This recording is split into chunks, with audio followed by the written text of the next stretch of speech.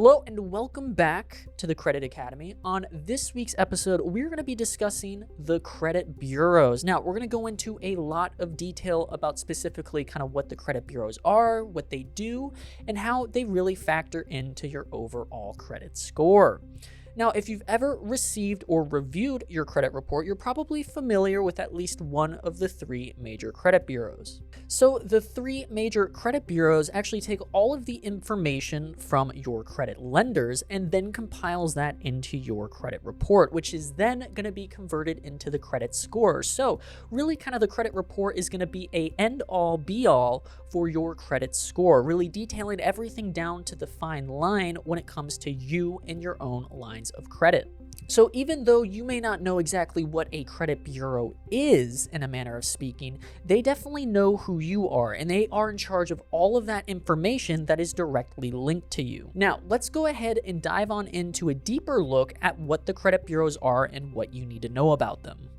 Well, to start off, let's start by naming the three major credit bureaus. Well, the first one is going to be Experian, and then Equifax is the second, and finally TransUnion being the third. Now, generally, these three credit bureaus aren't going to share all of the information together. It's really up to the lender to report to one or all of the three major credit bureaus. Like I kind of mentioned previously, your credit score is then going to be calculated from your credit report, which is going to be factoring information from all three of the credit bureaus. Now, depending on the type of bureau you are getting your score from, the scores can be different. Now, if you've been with us for a little bit, I'm sure you've heard me talk about multiple times that you are going to have a lot of different types of credit scores. Now, this doesn't just strictly factor into the type of scoring model, whether it be Vantage or FICO. It also factors into just the bureau-specific scores as well. Say you're getting your score, a FICO score, through, maybe Experian, Equifax, and TransUnion. Well, even though they're all going to be using that same scoring model for that credit score, they can still be different due to lenders deciding to maybe report to only one or two out of the three major credit bureaus. By law, the lenders only have to report to one, and it will cost some money for them to actually report it, so in general, they're not going to be reporting to all three a lot of the time. Now, it is important to distinguish the differences between the lenders I've been talking about and the bureaus. Whenever you have a credit card, let's say from Chase Bank, Chase is going to be the lender. They are the ones that are physically lending you that line of credit, and you are physically paying them the amount back. Now, the bureaus themselves are not going to be lending out any money. Instead, what they do is get the information from the lenders and then calculate your credit score. So kind of treat almost like the bureaus as a kind of odd man type middleman scenario where they are essentially taking the information from the lenders and then specifying and calculating your score,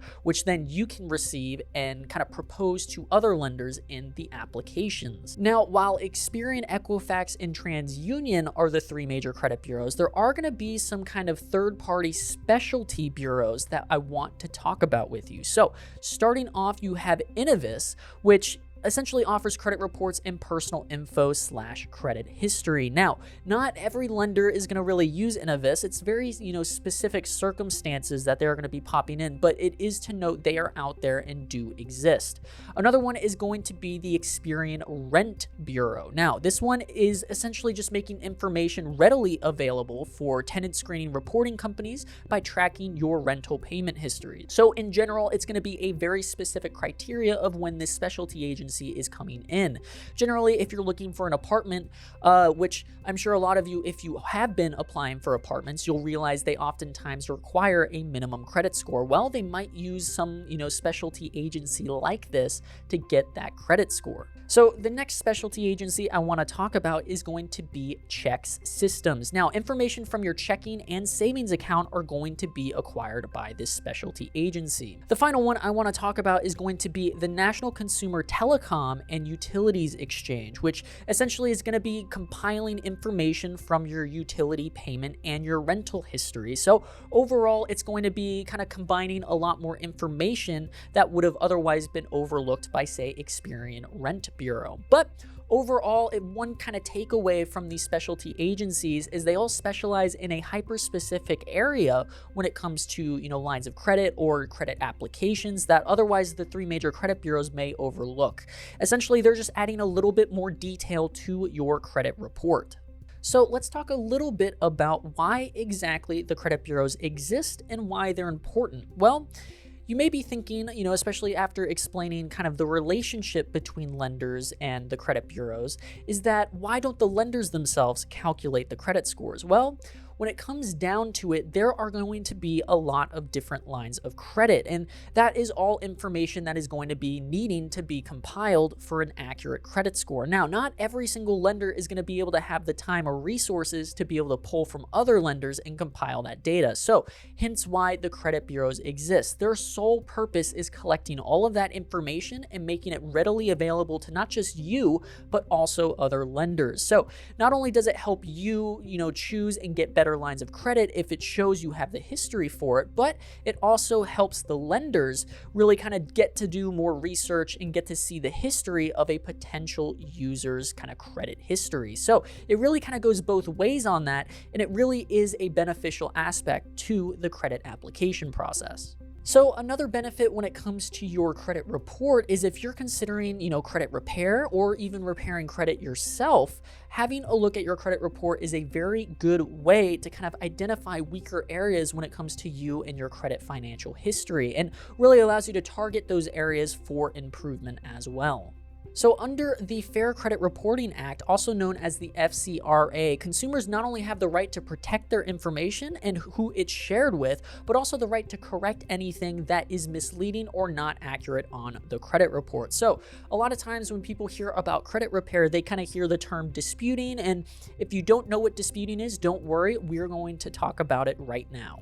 So all in all, disputing and what it means is essentially you writing a letter to one or maybe all three of the major credit bureaus stating that information on your credit report is not correct. This can be anything from, previous names or addresses that are no longer relevant to you, all the way to, collection accounts that are actually impacting and lowering your credit score. And all you're doing in this letter is essentially saying, hey, the information isn't accurate across all three or maybe just a select number of bureaus. So I would like to dispute this because it, once again, is not accurate. And if the dispute gets, successfully disputed, it actually gets removed from the credit report, which in a lot of cases for many, many people doing credit repair will increase your credit score.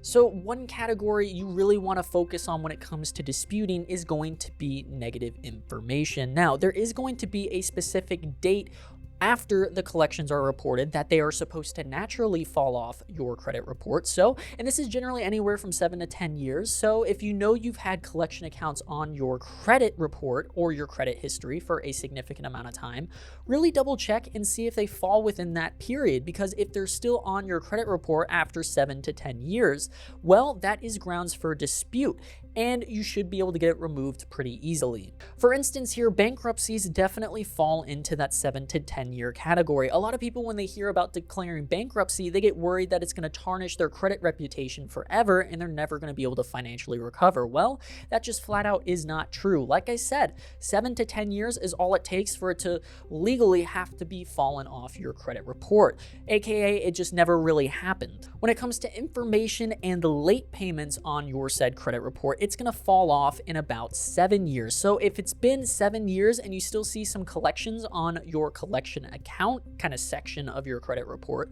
well, you may want to dispute that because it should have fallen off already.